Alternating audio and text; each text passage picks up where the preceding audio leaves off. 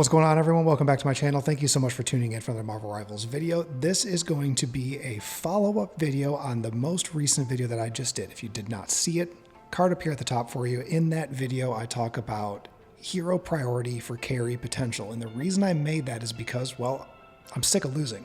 This EOMM system is really just, it's starting to break me. It's become so frustrating.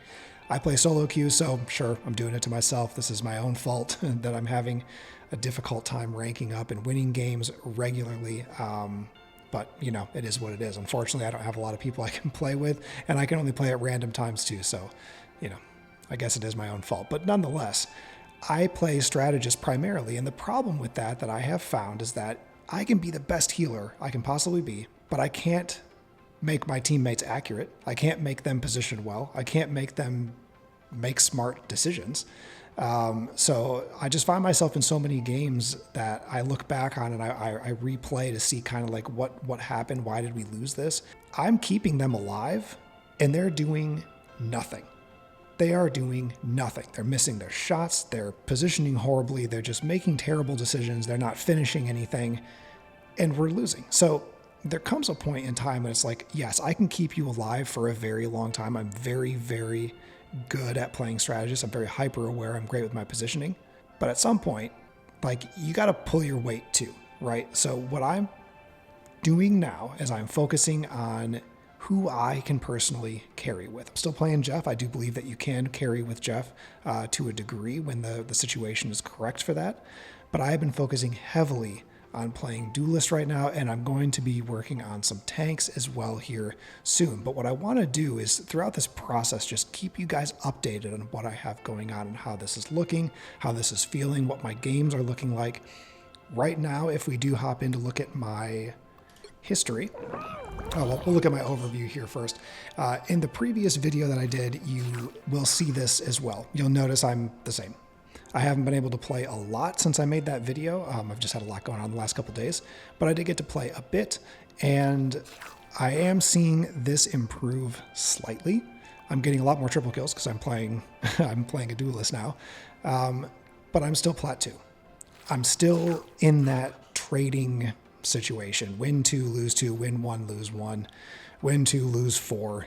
You know, you're still kind of in that similar thing. I'm doing much better now playing as a duelist, but at the same time, it's still solo queue. I'm still counting on 5 other people to pull their weight and hope that the other team isn't just super stacked and that I got the terrible players on my team. But, you know, it is what it is. If we look at my stats here, I've put in 3.9 hours with Punisher now since making that video. So maybe I got to play enough time. But I'm doing pretty well, I think. The stats here are looking pretty good. And if I'm looking at matches played versus wins, I have improved my ratio to above a 50% win rate, which is good, right? This is progress, because before it was like 43, like when I was just playing as Jeff primarily, or other people, like 40, 43% or something like that. So now since switching to Punisher, I have a higher win ratio. So far, so good, right? We are seeing some good progress here. I've been playing a Squirrel Girl as well, but not as often. I was playing with her for a bit, and then I started really enjoying Punisher, so I made the swap to him, and things have been going pretty well. If we look at my history, it's kind of all over the place. Some of these games are just, you know, what's important here is look at the time spent in these games. Like, this is a really fast game. The enemy team stood no chance. Normally, I'm on that team, like, truthfully. And you'll see it here in some other instances. Like this one, very, very quick game. We had no chance here. This one, we had actually 2 people on my team quit. So, you know, what do you do there? Another one here. This was a good one in my favor. But then, you know, I'm having great games and losing. Not this one, but like here, totally fine. Lost, totally fine. Lost, really good, won, pretty good, won. I was doing everything in this game. I don't know what my team was doing, truthfully. I actually just played this game. I was like, I'll get one game under my belt before I make this video. I don't know what these guys were doing. The healing was like all over the place. It was erratic. It was the wrong targets. We absolutely were destroying them round 1. Round 2, got crushed and ended up losing the game.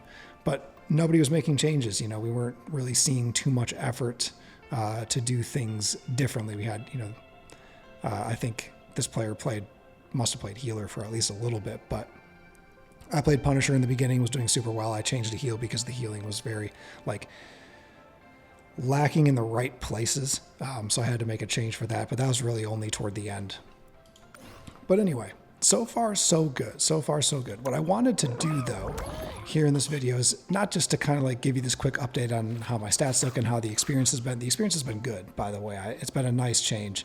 But now I feel like healing is lacking because I feel like I'm not getting healed. I'm like, what's going on? So I guess I feel like DPS is lacking, so I switched to DPS, and then I feel like healing is lacking. I can't play all the roles at once, unfortunately, so I guess it just kind of is the situation that I'm in right now unless I can get a full team together. But I've been doing some things specifically that have been helping me to do better, like for myself.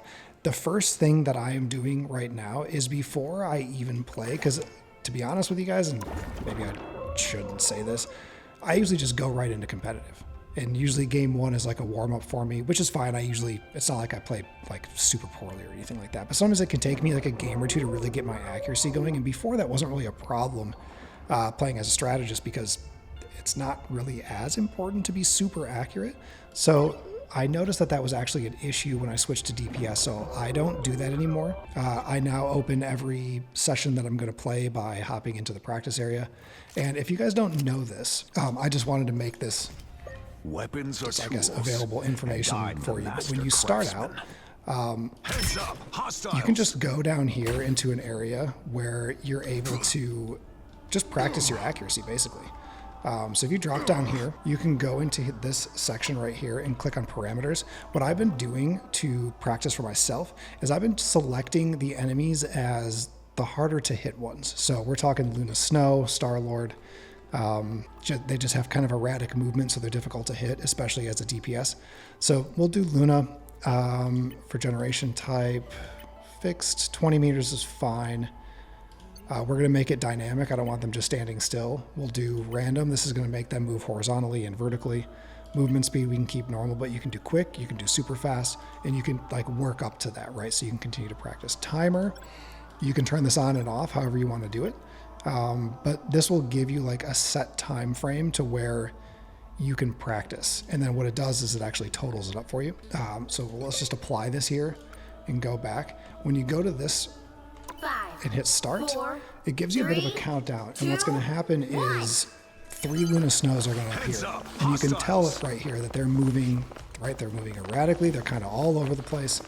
And this is just a really great way for you to practice like how you are using your primary weapon if you're using Punisher, but also how you're going to use your shotgun, and then you can time things, just how you want to do your weapon swapping, and you can practice your accuracy this way. This is a really, really cool tool to use. So what I've actually been doing myself is I use the scoreboard up here, and I just kind of track because it shows you how many eliminations you get, how many headshots you get, and then it shows you the countdown timer as well. So what I do now before I start playing is I do this 3 times. So that's 3 minutes, right? I just take 3 minutes to do this 3 individual times, and then I just practice on Luna Snow, or I'll switch them around a little bit, but normally it's Luna because she's just really hard to hit. So like if you can hit Luna, I feel like you can hit anybody. Star-Lord's very tough, so that's just a different experience. Something else that you can do here too is just in this area you can just change. You don't have to go back to the beginning. So something else that's worth noting here is that you can use Punisher to get other DPS characters up top. So you can just turn on the control switch. 4, 3, 2, you can launch yourself up here, and then you have the ability, even when it starts, to change your hero. So if you want to practice, shooting from above, you can change to different heroes, but then you have the ability to get them up top here. So that's just a really cool feature to use. You can also launch yourself back up here. The timer won't stop, and you can just rain down from up here too. So that's a really, really cool thing to do, especially because with some of these DPS characters, you are playing the high ground. So it is good to practice that. Change your elevation, that kind of thing, and just kind of see what you can do. Take a look at your kills, your headshots, and then each time you do it, just try to do a little bit better to where you start to feel comfortable and confident, and then you'll be better suited to hop into matchmaking right away. Because I do feel like this happens sometimes, even with like my teammates. You get people in your game and it's like you kind of wonder, like, is this the first time you played in like a week? Because I just don't know what you're doing. But But this is just a really good way every time you're about to play to just seriously like take 3 minutes, get your aim right, get your mind right, and then hop into matchmaking. It just creates such a better situation.